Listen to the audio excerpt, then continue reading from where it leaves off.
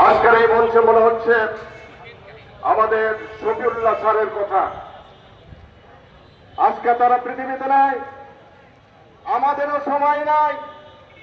ইতিমধ্যে আপনারা শুনতে পেরেছেন আমাদের বাসা ভাড়া না, ওয়াশরুমের ভাড়া, আমাদেরকে বাসা ভাড়া দেওয়া হয় নাই, চিকিৎসা ভাতা না। আমি একটা কথা বলছি, এই চিকিৎসা ভাতা আর বাসা ভাড়ার আন্দোলন করে লাভ নাই।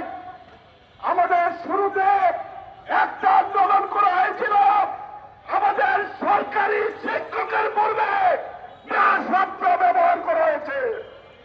এই ব্যয় শব্দটা অত্যন্ত ঘৃণিত। আমরা শিক্ষক সমাজ, সমাজের কাছে আমরা গ্রহণযোগ্য মানুষ, আদর্শ মানুষ, ভালো মানুষ, কিন্তু আমাদের সরকারের আগে ব্যয় লেখা আছে।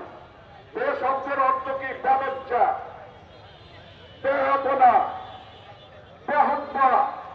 আপনি যতগুলো শব্দ ব্যয় দিয়ে ব্যবহার করবেন, এর মধ্যে একটাও আপনার ভালো ল্যাঙ্গুয়েজ আসে না। এজন্য আজকে আমাদের একটাই দাবি হবে, আমরা বেসরকারি থাকতে চাই না, সরকারিকরণ করতে হবে।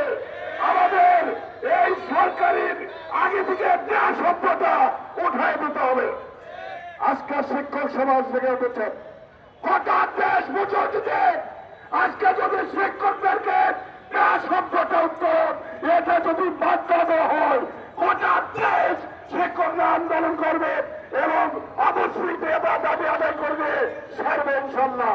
এই উদাত্ত আহ্বান রেখে সবাইকে ধন্যবাদ জানিয়ে আজকের এই মানববন্ধন সফল হোক এই আশাবাদ ব্যক্ত করে আলোচনা শেষ করছি। আসসালামু আলাইকুম ওয়া রাহমাতুল্লাহ।